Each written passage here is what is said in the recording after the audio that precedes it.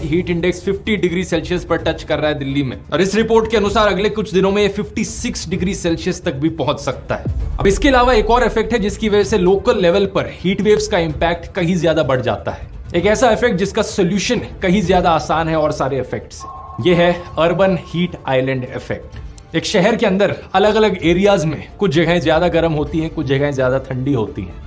ये चीज आपने भी नोटिस करी होगी, जहां ज्यादा पेड़ लगे होते हैं पार्क में या कहीं भी और, वहां का टेम्परेचर रिलेटिवली थोड़ा सा ज्यादा कंफर्टेबल रहता है बाकी एरियाज के कंपैरिजन में। और जिन एरियाज में सिर्फ बड़ी बड़ी बिल्डिंग है कॉन्क्रीट की, ग्लास की लंबी लंबी बिल्डिंगें लगी हुई हैं, 8-8 लेन के हाईवेज बने हुए हैं, एसफॉल्ट बिछा हुआ है, ये जगहें कुछ ज्यादा ही गर्म रहती हैं। इन जगहों को अर्बन हीट आइलैंड्स कहा जाता है और एक बड़ा सिंपल रीजन है इसके पीछे। बिल्डिंगों में लगा हुआ ग्लास, बिल्डिंगों में लगा हुआ कॉन्क्रीट, सड़कों पर बिछा हुआ एसफाल्ट, ये सारी चीजें हीट को एब्जॉर्ब करती हैं, सनलाइट को एब्जॉर्ब करती हैं। और एक शहर में जब बहुत सारा कंक्रीट एक साथ इकट्ठा हो, वहां प्रॉपर वेंटिलेशन भी नहीं होती, हवा की सर्कुलेशन भी नहीं होती, तो होता क्या है, पूरे दिन भर गर्मी में सारी हीट एब्जॉर्ब होती रहती है, हवा चलती नहीं ज्यादा, और रात में जो हीट एब्जॉर्ब हुई है वो बाहर निकल कर आती है। इस इफेक्ट पर दिल्ली में एक स्टडी करी गई थी जिसने पाया कि जिन जगहों पर ये अर्बन हीट आइलैंड इफेक्ट देखने को मिल रहा है, जैसे कि कनॉट प्लेस, सीताराम बाजार, भिखाजी कामा प्लेस, ये जगहें 3 से 8 डिग्री सेल्सियस ज्यादा गर्म थी एज कंपेयर टू वो जगहें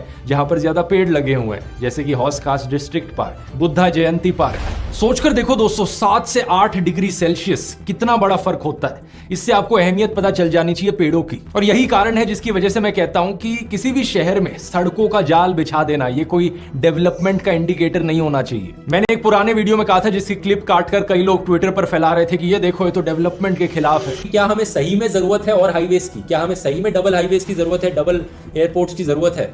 क्योंकि जो एग्जिस्टिंग अब हाईवेज बनाए जा रहे हैं उनके लिए कितने फॉरेस्ट काटे जा रहे हैं दोस्तों। कई ऐसे हाईवे हैं जिनको नेशनल पार्क्स के बीच में से निकाला जा रहा है, वाइल्ड लाइफ सेंचुरीज के बीच में से निकाला जा रहा है। शहरों के अंदर ये कंक्रीट और एसफाल्ट बिछा देना, सड़कों को बड़ा करना, मेरी राय में डेवलपमेंट नहीं है। मेरी राय में डेवलपमेंट का मतलब है कि लोगों के लिए ढंग की वॉकेबल प्लेसेस बनाई जाए, ऐसे शहर बनाए जाए जहां बाहर का टेम्परेचर ज्यादा कंफर्टेबल हो, क्योंकि इतनी ग्रीनरी हो कि लोग चलकर जा सके कहीं पर भी।